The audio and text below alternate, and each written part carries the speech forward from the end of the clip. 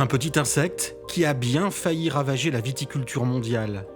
Mais avant que son ombre se répande sur le vignoble, Cognac était riche de son eau de vie, grâce à ses exportations aux quatre coins du monde. Une vie prospère pour toute une filière. En témoigne cette galerie de portraits de grands négociants, ces scènes de vendange ou encore cet intérieur charentais. D'octobre 1946 à octobre 1947, le commerce du cognac a exporté 16 millions de bouteilles.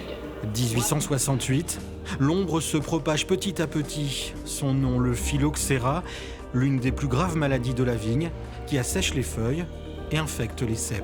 On est avec une exposition où il y a beaucoup d'archives, beaucoup d'ouvrages, donc assez plates comme ça. Donc il fallait une scénographie qui remonte tout ça. Et notre choix, et le choix aussi des élus de Grand Cognac, c'était d'avoir une scénographie un petit peu ludique aussi pour finalement alléger ce propos qui est quand même assez difficile. Il faudra attendre une trentaine d'années pour arriver à bout de ce fléau, qui sera aussi une épopée humaine et scientifique, comme le montrent ces ouvrages d'époque, des travaux de recherche ou encore ces machines pour traiter. Le salut viendra d'une expérimentation, le greffage de plants français sur des porte-greffes américains.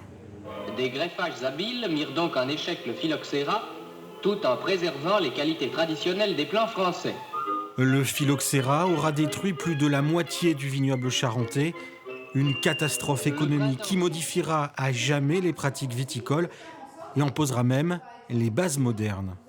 C'est les pépiniéristes viticoles qui vont apparaître, la façon de conduire la vigne. Autrefois, on laissait la vigne courir comme ça en foule ou alors simplement sur des échalas. Et il y a même les écoles de viticulture vont apparaître à ce moment-là. C'est pas un sujet facile. Ceux qui l'ont conçu ont fait preuve d'inventivité. Cette page de l'histoire qui a marqué tout un territoire est à découvrir jusqu'au 31 décembre dans les deux musées de Cognac.